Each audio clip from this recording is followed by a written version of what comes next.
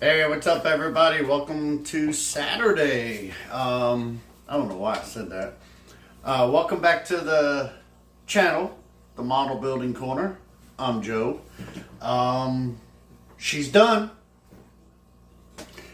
Before we get into this, though, I want to show you this clip I took from work yesterday. I was leaving the sand mine, and the road. I don't know if any of you guys watched when they were doing.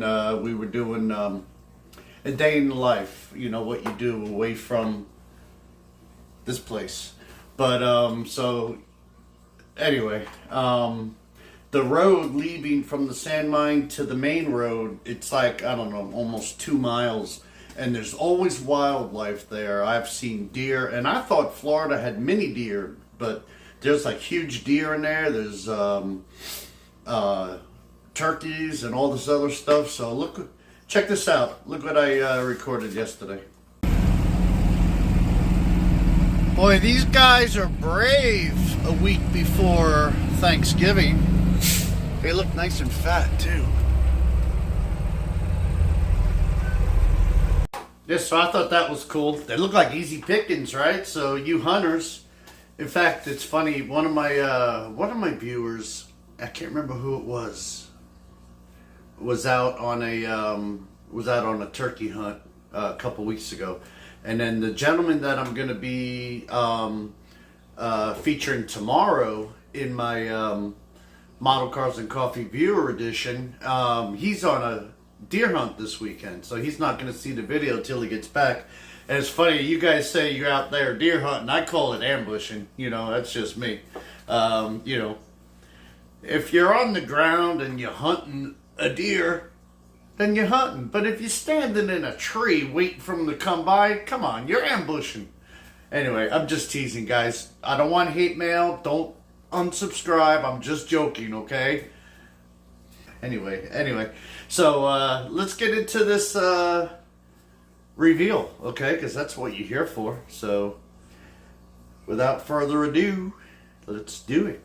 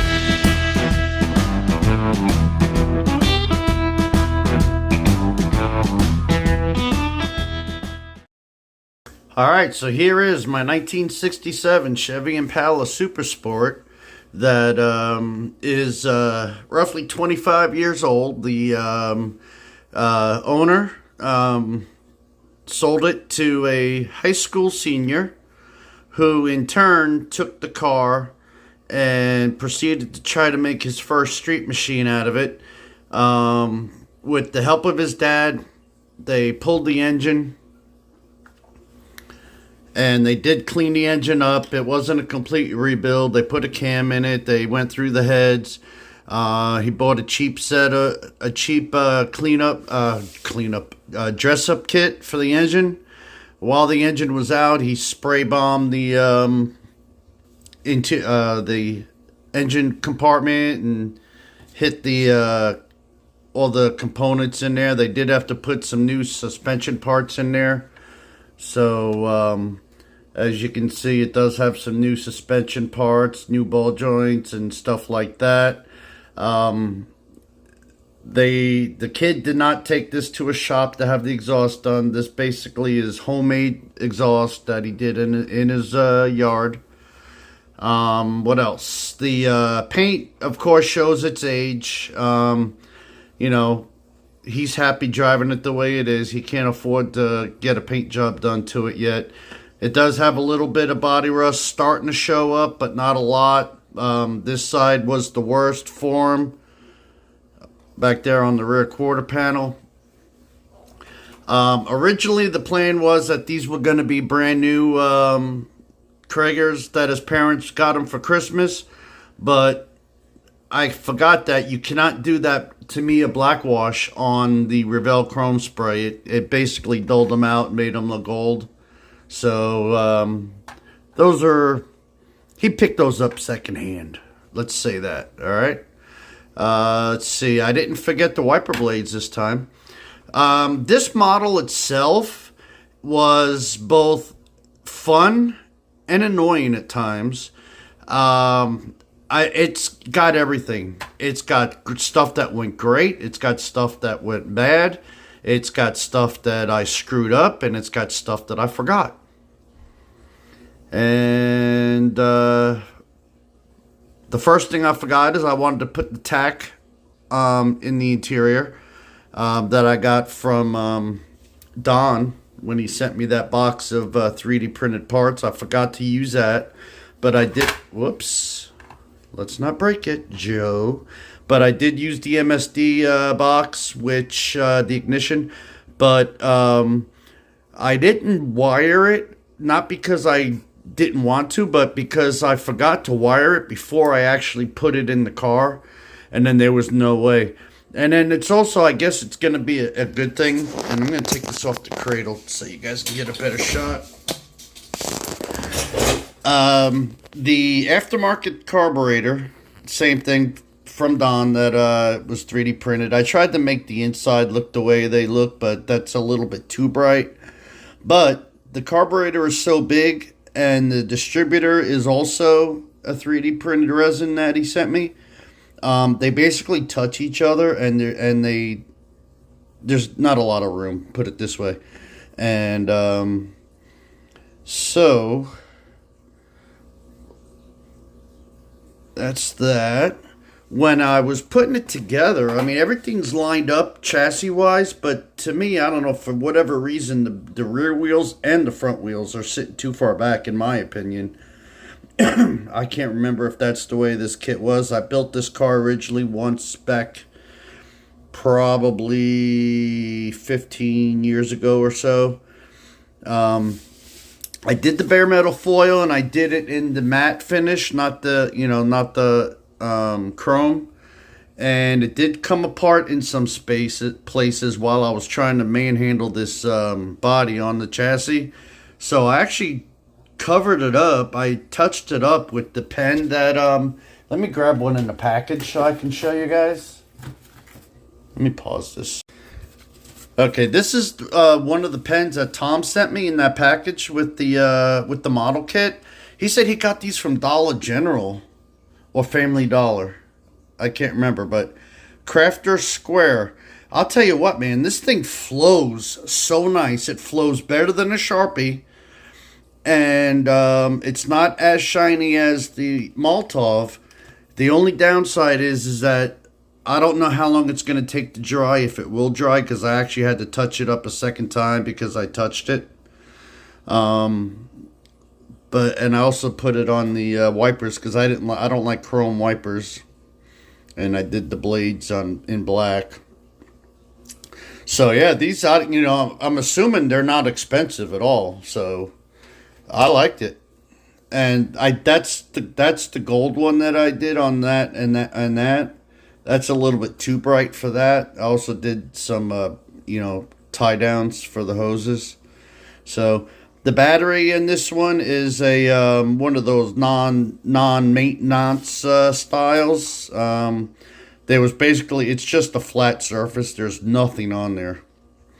So it's a maintenance free battery. I remembered to put mirrors on also. All right, so let me show you. This thing laid down, it was a little tough. The firewall is perfect on the body there, but if you won't be able to see, but basically the frame is not sitting all the way down on the front parts where they're supposed to go. So it left the front sitting a little too high, so it didn't look like it was jacked up in the back with the air shocks that the kid put in. So what I did was, when I was gluing it all together, I didn't sit the back all the way down. I basically glued it to the lower quarter panels and then put the bumper on. So it still gave it a little bit of a rake, and to me that's perfect. So I don't think there's much else I can say about this. As far as the bottom is concerned, again, it's a 25-year-old car, so, he didn't do any restoration work. He's just throwing parts on it. He did clean up the front end while they had the engine out, so that's why the front end is a little bit cleaner. But that's all, wear and tear. He did the exhaust himself, so, it's not professional. And I was going to put the tips pointing down, but they fell off, so I left them off. And I forgot to touch that little spot up there when I was fitting the rear end. So, yep, so that's the bottom end. So overall, I'm happy with this, and I appreciate Jason for putting on this group build. It was a lot of fun. I enjoyed it, and I look forward to the next one. So, but I'll see, cat hair. You got to have cat hair in every build, guys. Perfect. All right. Just one more thing. I feel like Columbo.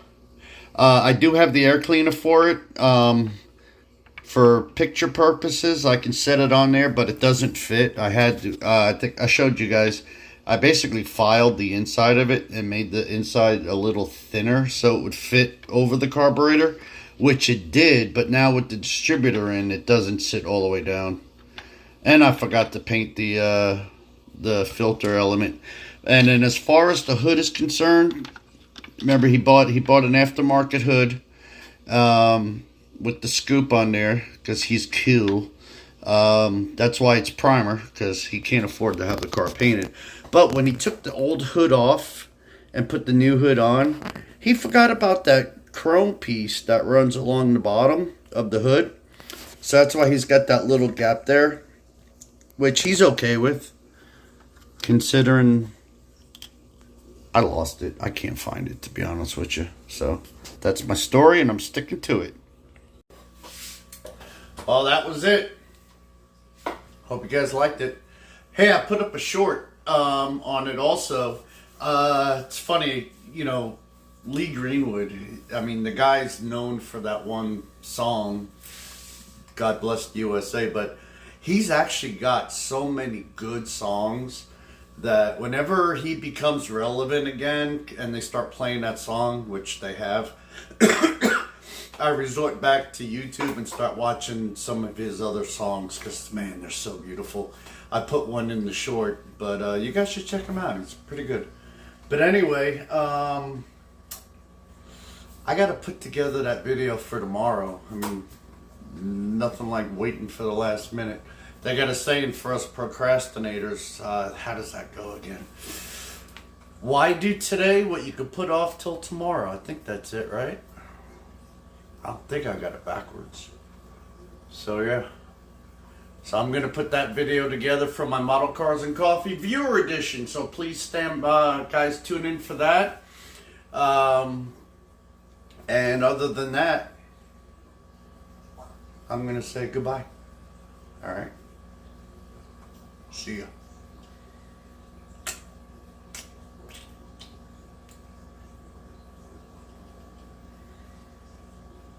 Are we out? Cut. Oh. I keep forgetting. I am the guy that does it all. Alright. I think Frank stole my bit. Because I do it. I started that first, didn't I think Frank stole my bit. It's okay. Oh yeah, I still gotta shut it off.